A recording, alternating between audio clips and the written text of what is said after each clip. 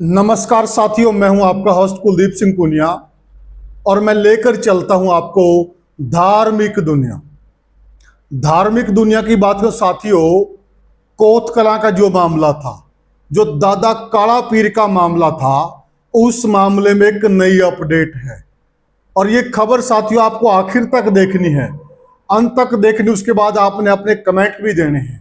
साथियों, एक बाबा पर दबाव बनाया गया है, एक बाबा पर केवल बोलने के लिए दबाव बनाया गया है। पूरी खबर बताएंगे विस्तार से आपको, क्यों बाबा पे दबाव बना, किस लिए बनाया और क्या बाबा पर दबाव बनाना उचित है, सारी चीजें बताएंगे आपको। पहले एक बार मैं थोड़ा सा संक्षिप्त में आपको मामला समझा देता हूं। साथियों, जैसा कि आपको मालूम था कि जो कोतकलां का डेरा है, वहां पर लंबे समय से विवाद चल रहा था और लंबे समय से हर तरह के पक्ष थे। कोई बाबा के पक्ष में था, कोई बाबा के विपक्ष में था, और हर कोई बोल रहा था। बाबा के पक्ष वाले भी बोल रहे थे और बाबा के विपक्ष वाले भी बोल रहे थे। खुल खुल के वीडियो बनवाई जा रही थी, दोनों साइड से खुल के बातें रखी जा रही थी, कोई दिक्कत नहीं थी। और ये दोनों साइड से शुरू हुआ, इसमें भी कोई दो राय नहीं है। इसी सिलसिले में हुआ क्या कि जो कोत कलां का डेरा है दादा काला पीर का, वहां पर परसों चद्दर की रस्म थी, जो नगर की तरफ से चद्दर दी जानी थी। अभी मैं बता रहा हूं ताजा मामला क्या है। तो वहां पर आपने देखा भंडारे की व्यवस्था थी, और आसपास के और गांव के और जो दूर दराज के लोग थे जिनकी दादा काला पीर में आस्था है, वह लोग वहां पर आए हुए थे। और इसी कड़ी में कैथल से एक महाराज हैं, कमलगिरी जी महाराज, जो गिरी संप्रदाय से आते हैं, जैसे नाथ हैं, गिरी हैं, पुरी हैं, इस प्रकार बाबाओं के संप्रदाय हैं। वो गिरी संप्रदाय से आते हैं, गिरी समाज के बाबा हैं, गिरी पंथ के, और वो भी उस भंडारे में आए हुए थे। हमारी उनसे मुलाकात हो जाती है और उनसे हमारी बातचीत होती है। उन्होंने कहा कि मैंने बाबा सुखराय नाथ जी के साथ मेरा काफी बार मिलना जुलना हुआ है, मैंने उनके साथ काम भी किया है, ऐसा उन्होंने बताया कि मेरा उनके साथ काफी मिलना जुलना रहा है। तो हमने कहा कि आप फिर क्या जानते हैं बाबा सुखराय नाथ के बारे में। उन्होंने कहा कि मैं बहुत कुछ जानता हूं। तो फिर उन्होंने, हमारी और उनकी बात हुई, उन्होंने कहा कि चलो मैं इंटरव्यू देता हूं, हम बातचीत करेंगे, और मैं क्या जानता हूं और मैं, मेरी नजर में वो कैसे साधु थे, मैं ये आपको बताऊंगा। तो साथियों, बाबा कमलगिरी जी और हम और कई सारे भी थे, हम जो ढूंढा है जहां पर, वहां पे कोथ मठ के अंदर, उस साइड में हम चले गए, क्योंकि इस साइड में शोर शराबा था, लाउड स्पीकर चल रहा था। वहां जाकर हमारी उनसे बातचीत होती है और उन्होंने बातचीत में कई जगह पर महंत सुखराय नाथ जी की सराहना की शिक्षा को लेकर। और उन्होंने कहा कि हम भी करते, सभी कहते कि वो शिक्षा पे अच्छा काम कर रहे थे, वो नशा मुक्ति पर अच्छा काम कर रहे थे, वो और कुरीतियों पर अच्छा काम कर रहे थे, वो पाखंड पर काम कर रहे थे, ऐसी उन्होंने भी कहा। और उन्होंने कई सारी बातें बताई कि मेरी नजर में वो बहुत अच्छे साधु थे। ज्यादा उन्होंने बात नहीं की। तो हमने उनसे प्रश्न पूछा कि सर, दो तीन तरह की बातें हैं बाबा जी। एक तो वो बिल्कुल सही थे, बिल्कुल सही है, वो रात को गए हैं। जो हमारे पास सीआईडी की रिपोर्ट है, सीआईडी की रिपोर्ट के हिसाब से वो 3 और 4 के बीच में गए हैं। तो वो रात को क्यों गए? रात को उनको नहीं जाना चाहिए था, उनको हिसाब किताब देकर जाना चाहिए था। रात को कौन जाता है? हमने उनसे प्रश्न पूछ लिया कि रात को कौन जाता है, तो उनके मुख से निकल गया कि रात को चोर जाते हैं। और शायद ये बात अगर हम किसी और से पूछें तो उनको भी, उनके मुख से भी यही निकलेगा कि रात को चोर जाते हैं। ये सिंपल सी बातें हैं, हम किसी से भी पूछेंगे वो यही बोलेगा कि रात को कौन जाता है, तो जवाब यही आएगा कि रात को तो चोर जाते हैं। उन्होंने भी ऐसे ही कह दिया कि रात को तो चोर जाते हैं। दूसरी बात, फिर हमने उनसे पूछा कि जब नगरी में उनका विरोध था, तो क्या नगरी के साथ एक बाबा की जिद अच्छी है? और ये बात उनसे नहीं पूछी, हमने अनेक साधुओं से पूछी है।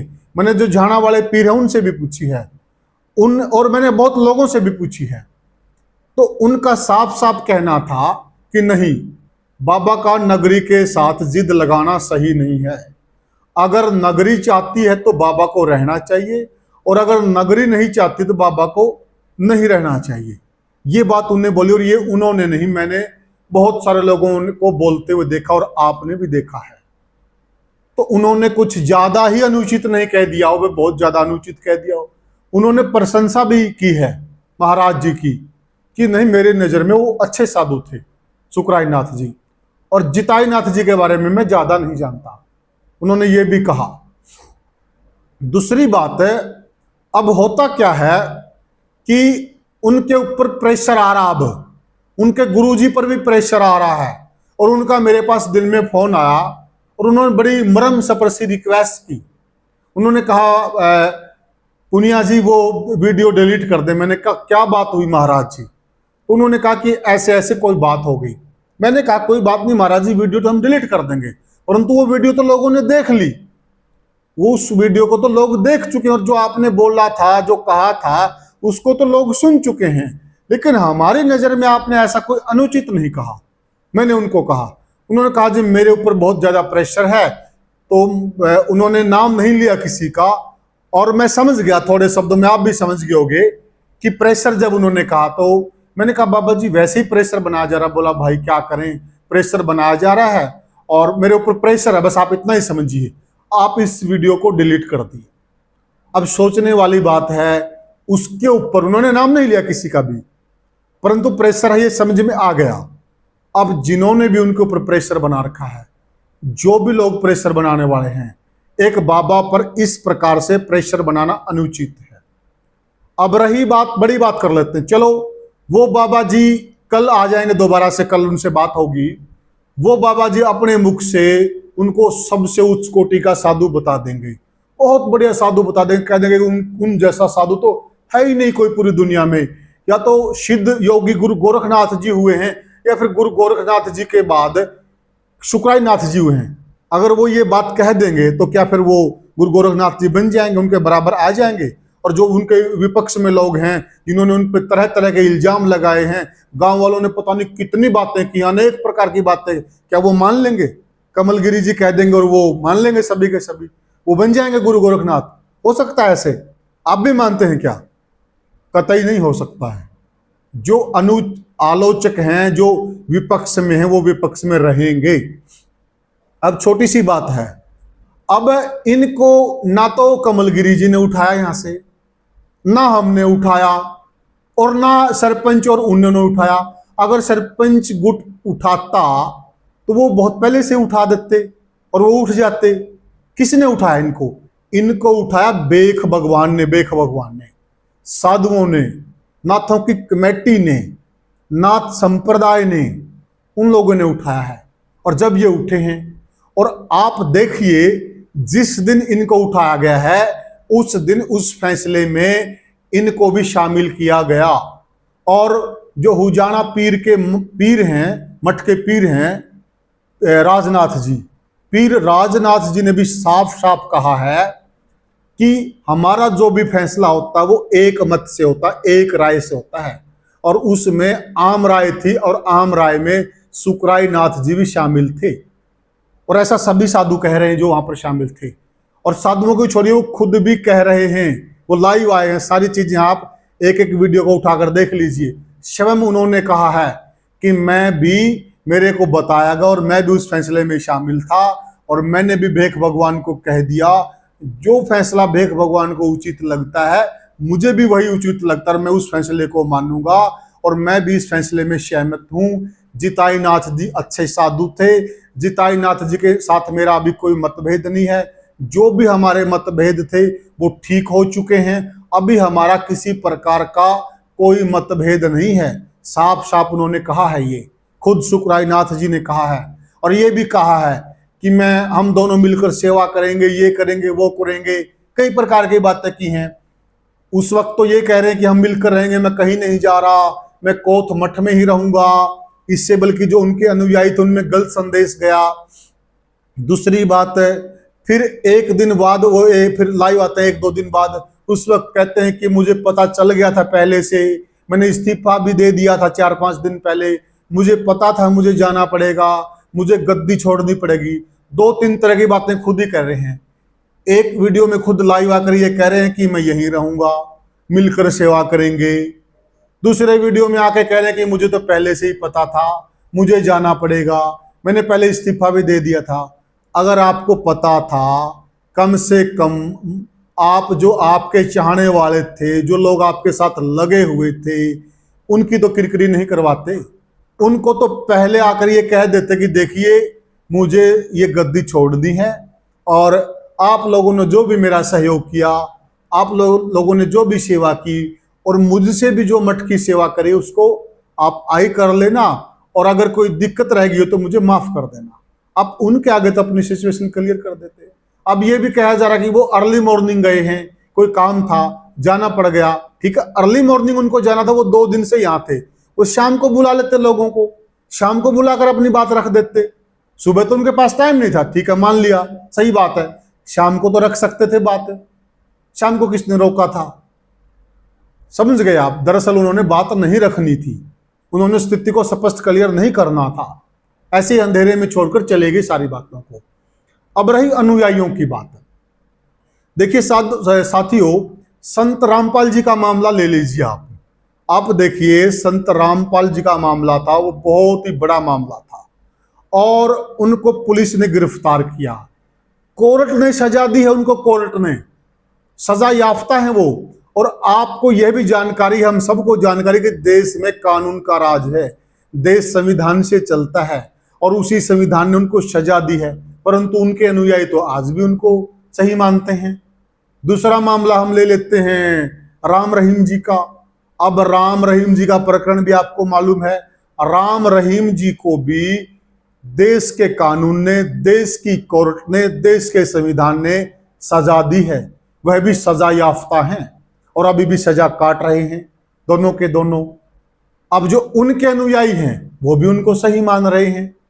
अब ऐसे ही सुखराय नाथ जी के अनुयायी हैं, वो भी इनको सही मान रहे हैं, माने उनका अधिकार है, सही बात है, देश में लोकतंत्र है, कोई नहीं रोक सकता, ठीक है। परंतु दोनों चीजें सही नहीं हो सकती, या तो कानून सही है या बाबा सही है। अगर बाबा सही है तो कानून गलत है, और कानून सही है तो बाबा गलत है, दोनों चीजें तो सही नहीं हो सकती। खैर छोड़िए, ये तो विषय संविधान का है और अनुयायियों का है। अब जिसको जो मानना है वो स्वतंत्र है, मान सकता है, कोई नहीं रोक सकता, ना किसी पे कोई दबाव बना सकता है। ऐसे ही अपने अपने विचार व्यक्त करने का सबका अधिकार है, सबका अधिकार है। हमें मौलिक अधिकार मिला हुआ बोलने का अधिकार।